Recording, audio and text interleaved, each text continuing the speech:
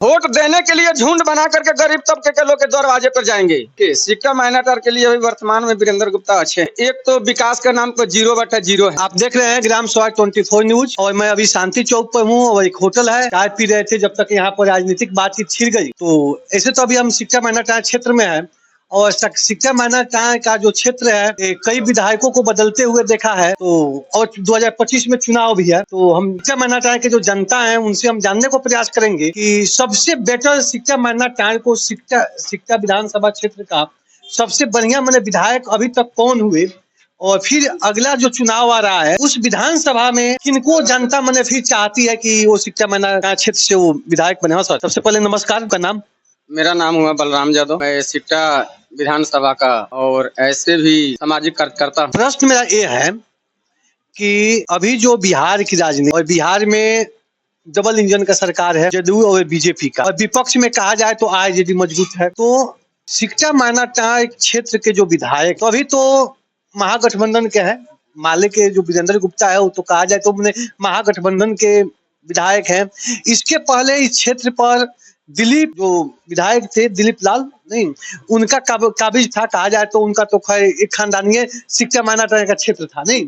बीच में खुर्शीद आलम आ जाते हैं, लेकिन दोनों को पछाड़ते हुए अभी सिक्का माइनॉरिटी के विधायक वीरेंद्र गुप्ता है। तो आपको क्या लगता है कि वीरेंद्र गुप्ता जो सिक्का माइनॉरिटी के क्षेत्र के जो विधायक है, तीनों को अगर हम कंबाइन करते हैं नहीं तीनों को, तो तीनों में बेटर कौन है? अभी वर्तमान में विधायक माननीय वीरेंद्र गुप्ता जी, उनका भी कार्यकाल अच्छा। और रहा बात बैक में जो दो थे, कौन 0/0? वो दिलीप वर्मा जी। दिलीप वर्मा, हाँ, वो सामाजिक विकास नहीं करते हैं, वो व्यक्तिगत विकास करते। बात करें वो तो जब क्षेत्र में निकलते थे तो 10-10 रुपया बांटना शुरू करते थे और आप कह रहे हैं कि विकास नहीं किए। वो घर से जब चलते थे तो पॉकेट में 10 का और 20 का नोट, यही उनका विकास था। जिनसे भेंट हुआ उनका 10-20 का नोट हमें, और चापा कल दिए, जो इनका चापा कल का आवश्यकता है। जो विकलांग हो गए हैं उनको बाईसाइकिल, उनका विकास यहीं तक सीमित रहा। और जो खुर्शीद आलम है, 2 टर्म विधायक रहे तो विकास किए हैं। विकास के मामला में अगर जो देखा जाए तीनों दौर में, आज भी, बीच में भी और बैक में भी, खुर्शीद आलम का विकास अच्छा रहा है। चाहे वो जिस पार्टी में हो ना हो उससे मतलब नहीं, पर वो विकास किए हैं। अगर जो सिक्का माइनॉरिटी का उत्थान कोई किया है तो उनका 1 नंबर में नाम है खुर्शीद आलम और 2 नंबर में नाम है वीरेंद्र गुप्ता। और इसमें बात रहा जो हम लोग को सदियों को विधायक दिलीप वर्मा जी थे, पर विधानसभा में एक बार भी चेहरा नहीं दिखा, एक बार भी चेहरा नहीं दिखा, एक बार भी आवाज उठाते हुए नहीं दिखा गया। ये खुर्शीद आलम जी थे, ये भी विधायक हुए, विधायक से मंत्री हुए, और सांसद में सिक्का माइनॉरिटी का समस्या उठाते हुए नहीं देखा गया। खुशी इस बात की है जो माननीय विधायक वीरेंद्र गुप्ता जो अभी गठबंधन के विधायक हैं, उनसे मैं प्रसन्न इसलिए हूं कि सिक्का माइनॉरिटी की समस्या जाकर के विधानसभा में उठाते हैं। जो विकास सिक्का माइनॉरिटी में ये लोग नहीं किया, वो चीज जैसे सिक्का में लाइब्रेरी कराए, शांति चौक पर हॉस्पिटल कराए, बिसामरा में पुल का निर्माण हुआ, छपनिया जाने वाला रास्ता में पुल का निर्माण हुआ। ऐसे छोटे छोटे विकास देखा जाए तो बहुत ज्यादा की, पर ये पैसा बांटने वाले तो है नहीं। 2 आदमी को, खुर्शीद आलम और वीरेंद्र गुप्ता को रख दिया जाए, दिलीप वर्मा को हटा दिया जाए, 2 ऑप्शन आपके हैं, दोनों में किसको अपने आप सबसे बेटर समझते हैं सिक्का माइनॉरिटी? इस तौर पर अच्छे हैं। अगर खुर्शीद आलम भी अगर जो विधायक बनते हैं तो जितने बड़े लोग हैं, क्या किसी गरीब से हाथ मिलाने देते हैं? अगर विधायक से हाथ मिलाना चाहता है कोई गरीब झुग्गी झोपड़ी में रहने वाले, तो हाथ नहीं मिलाने देते हैं। एक चीज इसको कहा जा सकता है कि वीरेंद्र गुप्ता सिक्का माइनॉरिटी के विधायक है तो इस क्षेत्र को बैलेंस बनाए हुए हैं। यानी दिलीप वर्मा जब जीतते हैं तो उनके जो सानिध्य के लोग हैं, उनकी दबदबा चाहे उनका बोलबाल हर जगह हो जाता है क्योंकि बड़े लोग उनसे जुड़े हुए हैं। खुर्शीद आलम जब विधायक होते हैं सिक्का माइनॉरिटी के, तो उनके जो सर्किल के लोग हैं, बड़े बड़े जो लोग हैं, उनका दबदबा ब्लॉक थाना में, गाँव में भी, पंचायती में भी हो जाता है। और वीरेंद्र गुप्ता विधायक हुए हैं तो ये बैलेंस बना दिए हैं नहीं, बीच का जो बैलेंस जिसको कहेंगे, तो सिक्का माइनॉरिटी को बैलेंस अगर बनाए रखना है तो वीरेंद्र गुप्ता जरूरी है जी। अगर जो मान सम्मान बरकरार रखना है, भाईचारा सौहार्द बनाए रखना है, अगर ऊंचा नीचा को दर्जा नहीं दिखना है, तो वीरेंद्र गुप्ता को ही वोट दीजिए और जिताइए। हर किसी के दरवाजे तक पुगना, हर किसी को समस्या को पूछना, हर किसी को समस्या को समाधान करना, ये है वीरेंद्र गुप्ता। चलिए, तो 2025 में ये तो सिक्का माइनॉरिटी क्षेत्र की बात हो गया। एक चीज और हम आपसे भी जानना चाहते हैं और अपने दर्शकों को सजा भी करना चाहते हैं कि बिहार के मुख्यमंत्री कोई भी हो, तेजस्वी यादव हो या नीतीश कुमार हो, चाहे बीजेपी के माने जो उभरता हुआ चेहरा हो वो हो, तो मुख्यमंत्री तो माने रखता है बिहार के लिए, लेकिन किसी क्षेत्र का विधानसभा क्षेत्र का अगर कहा जाए तो विधायक ही माने रखता है। कहा गया है कि जिस नाव का नाविक पागल हो तो पतवार बदल कर क्या होगा क्या। अगर बिहार के मुख्यमंत्री तेजस्वी यादव हो जाए और सिक्का मायना टाए का विधायक सही न हो तो विकास नहीं होगा। अगर बिहार के मुख्यमंत्री नीतीश कुमार हो जाए, चाहे भाजपा के हो जाए, चाहे जो भी हो जाए, लेकिन सिक्का मायना टाए का अगर विधायक बढ़िया ना हो तो फिर ये मामला आकर गबरिया जाएगा। तो आज बिहार में किनको देखना चाहते हैं? देखिए, बिहार चाह रहा है युवा पीढ़ी का सोच। अगर सोचा जाए हम लोग को गाड़ी कितना दिन के लिए मिलता है, गारमेंट अगर जो गाड़ी नामा खरीदते हैं तो कितने दिन के लिए मिलता है? 15 साल तक उसका रोड टैक्स, प्रदूषण हर कुछ होता है। तो ये बतलाइए जब 2 लाख 4 लाख 5 लाख के गाड़ी जब अपने मेहनत के कमीनी से हम खरीदते हैं तो उनका वैलिडिटी है 15 साल। ये बिहार में कौन सा ये मतलब सरकार है जिनका वैलिडिटी है 20 साल? ये भी तो रिजेक्ट हो गए। नीतीश कुमार तो हुए हैं लेकिन बिहार को भी रिजेक्ट किए हैं। आपको जानकारी होना चाहिए कि अभी जो सर्वे जो हो रहा है, कहा जाए तो बिहार का सबसे बड़ा अपराधी और सबसे बड़ा डाकू कहा जाए तो सीओ, कर्मचारी और अटॉर्नी है। ये नीतीश कुमार का देन है कि इतना ना अपराध बढ़ गया है, रिश्वतखोरी बढ़ गया है, भ्रष्टाचार बढ़ गया है कि किसी विधायक का बस भी नहीं चल रहा है। इस बात को आप मानते हैं कि नहीं मानते? जी बिल्कुल मानते हैं। ये बात है जब कर्पूरी ठाकुर जी का निधन हुआ, वो समता समाज का मूलक थे और सांप्रदायिक के विरोध उन्होंने लड़ाई किया। लाखों आदमी थे भाई। उन्होंने जब गद्दी संभाली तो क्या किया? आरक्षण लागू किया। और उन्हीं के विचार पर चलते हुए लालू प्रसाद यादव ने 1990 में जब गद्दी पे मुख्यमंत्री बने तो इन चीज को पूर्ण रूप से लागू किए।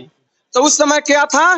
अफसरशाही नहीं था, प्रजा का राज था, गरीबों का राज था, मजदूरों का राज था, किसानों का राज था। उसको तो जंगल राज बोला जाता है ना कि लालू का राज जंगल राज। यही द्वारा है। तो उसमें तो किसी सामंतवादी लोग को चलता नहीं था, गरीब की राज थी भाई। गरीब भी जाते थे, अपना वोट देने का, अपने जो बूथ है उस पे जाने का अधिकार मिला, अपना वोट से राजा को बनाने का अधिकार मिला। तो लोग जंगल राज नहीं कहते हैं, जिनके दरवाजे पे ही वोट हो जाता था। मुखिया अपना घर में ही पैदा कर लेते थे। इस बिहार का कुछ सामंतवादी लोग अपने ही वोट से मुख्यमंत्री पैदा कर देते थे। तो वो लोग नहीं कहेंगे जो जंगल राज आ गया। अब कौन सा मंगल राज है? दिन दहाड़े चोरी, बलात्कारी, रेप, हत्या आए दिन अगर जो देखा जाए तो उधर राज से ज्यादा बिहार में है। खुद जहां मुख्यमंत्री रहते हैं उसके बगल में हत्या हो जाती है, पुल बनता है उद्घाटन के समय ही गिर जाता है।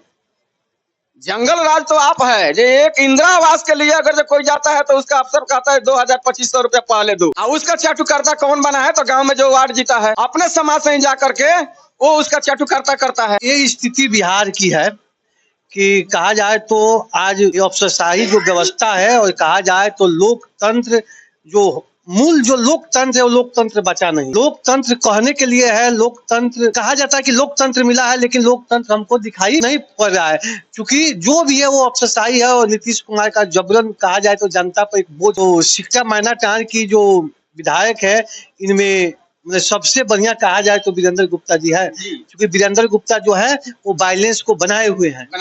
वायलेंस नहीं तो बिगड़ जाएगा। अगर खुर्शीद आलम भी जीतते हैं तो वायलेंस बिगड़ जाएगा, दिलीप वर्मा भी जीतते हैं तो वायलेंस बिगड़ जाएगा। लेकिन ये है तो सेंटर में है। जैसे बैल और चाय जो गरमान होता है तो बैल को क्या करता है? रास को रोका हुए रखता है। नहीं तो वीरेंद्र गुप्ता क्या किए हैं? सिक्का मायना टाए का जो रास है उसको रोक दिए हैं। इस टाइम में भी वीरेंद्र गुप्ता जी ऐसे नेता हैं जो कहीं पर अगर जो सिक्का मायना टाड़ विधानसभा में कुछ होता है तुरंत उनके पास खबर जाता है, तुरंत उतरते हैं और उस मामला का निपटारा करते हैं। जैसे बलथर में ही कांड हुआ, क्या उस समय दिलीप वर्मा नहीं थे? क्या उस समय खुर्शीद नहीं थे? वहां जा करके मेन मुकाम पर पहुंचा कौन? यहाँ का वर्तमान जो विधायक थे वो जा करके पहुंचे। जो समस्या वहां उभरा वो सारा लोग देखा जो क्या था। तो विधायक वैसा ना होना चाहिए भाई जो सुख दुख में हमारे साथ खड़ा है। क्या फिर इस बार वीरेंद्र गुप्ता को 2025 में चुनाव होगी उसमें जिताने का पूरा मुंड में आया? अगर गठबंधन से अगर जो वीरेंद्र गुप्ता जी फिर आते हैं उनको जिताएंगे। गठबंधन टूट गया तब गठबंधन छूट गया तो ऐसा तो है नहीं जो गठबंधन टूटेगा। सपोज दैट हम मान लेते हैं कि महागठबंधन टूट गया, तब क्या कीजिएगा? महागठबंधन टूट गया तभी भी व्यक्तिगत तौर पर हम लोग वीरेंद्र गुप्ता का मदद, अगर जैसे गठबंधन में रह गए तो गठबंधन के से वीरेंद्र गुप्ता जी आएंगे उनका मदद करेंगे, या सीट बदल गया जो कोई भी गठबंधन से आएगा उसको हम लोग मदद करेंगे, क्योंकि जो हम लोग को युवा मुख्यमंत्री चाहिए, बिहार को बदलना है, बिहार को तरक्की की ऊंचाई पर ले जाना है। महागठबंधन टूट जाता है और आरजेडी भी अपना उम्मीदवार यहाँ पर दे देता है और वीरेंद्र गुप्ता भी चुनाव लड़ते हैं, तो किसको आप देखिए इस समय अगर जो वीरेंद्र गुप्ता जी से बेटर अगर जो उम्मीदवार देता है राष्ट्रीय जनता दल का सपोर्ट किया जाएगा, क्योंकि जो अगर जो उनसे बेटर अगर जो दिखाता है, जैसे तेजस्वी यादव को क्यों लोग इतना फैन फॉलोअर बना है, वो बोले हैं ना जो भाई ये माँ बहन योजना 2500 रुपये देंगे, जो माँ बहन अगर जो 1 रुपया का उनका आय नहीं है, अगर जो 2500 रुपये सरकार बनता है, 2500 रुपया उनको हर महीना मिलता है, उनका तो घरेलू खर्च चलेगा। जो सिलेंडर हम लोग 500 रुपया में खरीद रहे हैं, 1200 रुपये में खरीद रहे हैं, अगर जो बोलते हैं जो सरकार बनेगा हम 500 रुपया में देंगे, तो हम उनको क्यों नहीं सपोर्ट करेंगे। जो मतलब वृद्धा पेंशन अगर जो 400 मिलता है उसको बोलते हैं 1500 करेंगे। जो स्मार्ट मीटर से अगर जो 100 रुपया का रिचार्ज करा वो 2 दिन में ही खत्म हो जाता है, अगर बोलते हैं जो 200 यूनिट हम फ्री करेंगे, तो ये बताइए हम उनको क्यों नहीं सपोर्ट करेंगे, क्यों नहीं मदद करेंगे। मोदी जी ऐसे 15 लाख देंगे, 15 लाख देंगे, मिला 15 रुपया नहीं, 2 लाख रुपयों को जुआ को नौकरी देंगे, मिला कुछ नहीं, जुआ रोड पर है, बिहार से पलायन रुका नहीं। तो ये बात ये किस मुद्दा पर अगर जब बीजेपी को हम वोट दें। नीतीश जी का समस्या लौक ही गया, जब 20 साल से छेके हुए हैं कि ये कुछ नहीं, जल है तो नल नहीं, नल है तो जल नहीं। नीतीश जी का तो हाँ, वो तो नल है तो जल नहीं, जल है तो नल नहीं है, बात ठीक है। और दूसरा सवाल मैंने हम देख रहे हैं बातचीत करने के बाद, आप देख रहे हैं ग्राम सभा 24 न्यूज और मैं शांति चौक पर हूँ। यहाँ पर शिक्षा माना क्षेत्र के सम्मानित जो जनता है उनसे हम बातचीत कर रहे हैं। तो कहीं ना कहीं महागठबंधन से वीरेंद्र गुप्ता विधायक हुए हैं, लेकिन कहीं ना कहीं महागठबंधन टूटने के बाद भी वीरेंद्र गुप्ता का कहीं ना कहीं मैंने जमीन में पकड़ बनता हुआ दिखाई दे रहा है, पकड़ बांधता हुआ दिखाई दे रहा है कि अभी लोगों को है कि अगर महागठबंधन टूट जाएगा फिर भी हम वीरेंद्र गुप्ता को जिताएंगे और विधानसभा में भेजेंगे, क्योंकि जनता की आवाज अगर शिक्षा मायना क्षेत्र का कोई विधायक उठाता है तो वीरेंद्र गुप्ता ही विधानसभा में उठाते हैं। इसके पहले दिलीप लाल को भी जनता देखी है, लेकिन कभी भी वो विधानसभा में एक शब्द भी नहीं बोले जनता के सवाल पर। खुर्शीद आलम को भी लोगों ने विधायक बनाकर देखा, लेकिन वो भी कभी शिक्षा मान्यता की जो समस्या है जनता का, वो विधानसभा में आवाज नहीं उठाए। यहाँ तक कहा जाए कि खुर्शीद आलम विकास किए, लेकिन जब वो गन्ना मंत्री थे तो उनको वो गन्ना मंत्री थे तभी भी शिक्षा मान्यता क्षेत्र के जो किसान थे वो परेशान थे और उनको बहुत सारी समस्या थी और आज भी किसान परेशान है। तो कहीं ना कहीं शिक्षा मान्यता क्षेत्र की जो जनता है उनको एक उम्मीद वीरेंद्र गुप्ता से है। और वीरेंद्र गुप्ता मुख्य चीज ये है कि वो तो किसी को पैसा देते नहीं है, किसी को मदद नहीं करते हैं, लेकिन फिर भी शिक्षा मान्यता क्षेत्र का एक बैलेंस बनाए हुए वीरेंद्र गुप्ता हमको देखने में लगते हैं, नजर आ रहे हैं। तो आप देख रहे हैं ग्राम सभा।